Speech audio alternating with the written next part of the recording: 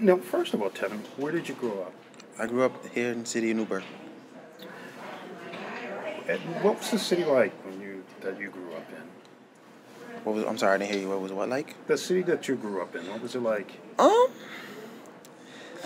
I mean, and honestly, to me, it wasn't that bad. I mean, I enjoyed my childhood. I grew up in different youth programs, playing sports in school. So to me, it wasn't that bad.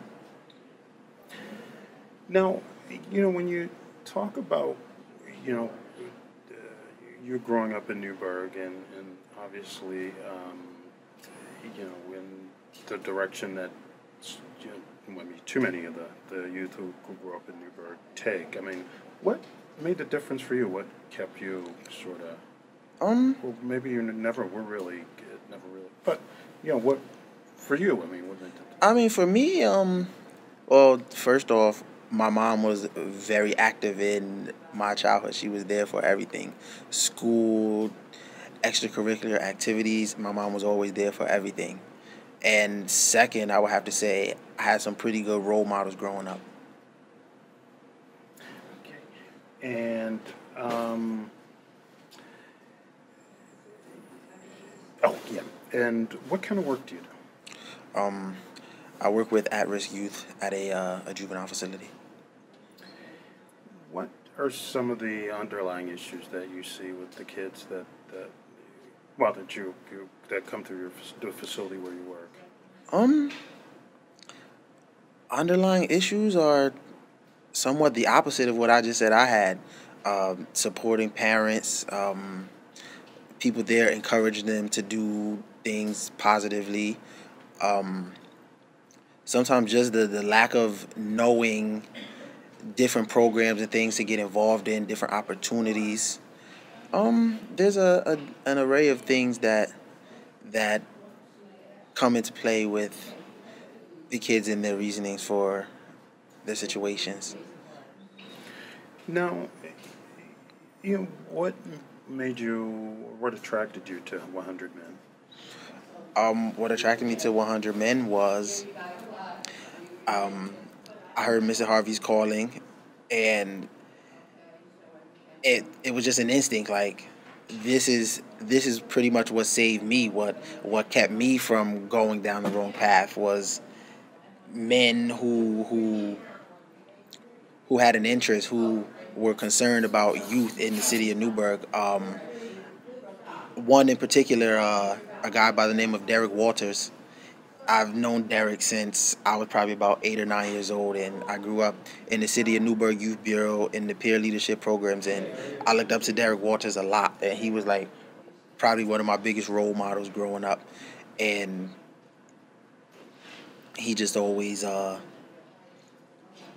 he was just always there whenever I needed someone to talk to. He always set examples and told me what to do and what not to do. But also Mr. Harvey. I actually had Mr. Harvey as a teacher when I was in NFA. He was one of my teachers, and he was a great teacher, and I learned a lot in his class. Probably one of my favorite history classes when I was in NFA. Now, and you sort of touched on it with with Derek Walters, because that was going to be one of my last question is what impact do you think the men can have on the youth in the city? They can have a huge impact if I feel like if the youth, especially, well, no, I don't want to say especially the young boys, but because it's both, but they can have a huge impact because there's so many things that are going wrong, and if you don't have someone to tell you the wrongs from the rights or lead you in the right direction, it's hard, especially with peer pressure and lack of opportunities. A lot of times there's no opportunity, so kids go the wrong way. For instance, if kids want money, if they don't know how to go about getting jobs, I'm pretty sure they can find someone who can teach them the wrong way, selling drugs, stealing, robbing, whatever. um I just lost my train of thought for a minute.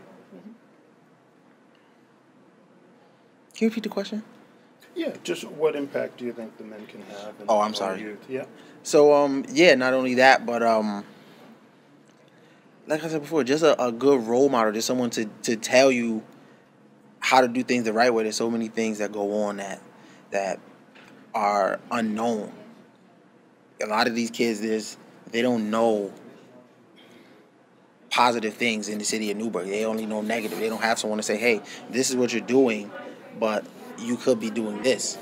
There's a lot of kids with talents, but they use their talents for negativity instead of positively. There's a lot of kids with that. I know a kid, and he's into the street life, and he puts a lot of time and things into negative things. And I told him, if you took that same energy and put it into schoolwork or put it into a job of interest, something that you would enjoy doing, you would be very successful. And he's, oh, well, what can I do? And just giving him different suggestions was a lot. Mm-hmm. And is he responding to that? Or? Yeah, I've known this kid since he was probably about 10 or 11, and I try it. It's kind of hard sometimes because he has older brothers who are on the other side, but I try to. He's like my little brother, and I try to steer him in the right direction. And he's actually doing pretty good for himself. He's got a job, and he finished school. He finished a little late, but I told him better late than never. He finished school, and he's doing really good. I keep in contact with him on a regular basis for years. But it sounds like at one point he was sort of that pole from the other side. Yeah, he was like on the fence because he's got brothers who are doing things the other way, and I just try to just steer him in the right direction and stay consistent and stay in his ear about it. And how many of these, and it sounds like that a lot of these kids are, there's that possibility with so many of these kids that with the right intervention they can actually be, they'll go the other way. Mm-hmm. Yeah. And I guess that's one of the things we sort of hear from people is that, so many of these kids, their fathers are in that life, and their older brothers and their uncles and whatever are in Mm-hmm. life, and the pull is just there. It's just there. It's hard to pull them away if they're leading towards the same thing their family does. It's hard to say, no, don't do what your father did. No, don't do what your big brothers did, because those are the people they looked up to their whole lives. And sometimes, to be honest, they don't even see anything wrong with it. Like, well, this is what my brother did. My brother sold drugs, and he got money, and he had this, and he had that. And it's hard to say, well, you don't want to do it the way your brother did it. Your brother did it the wrong way. You can't tell a kid, oh, well, don't do what your dad did. Your dad is wrong, or your big brother is wrong. Because sometimes they may take offense to that. You don't know how they'll take that.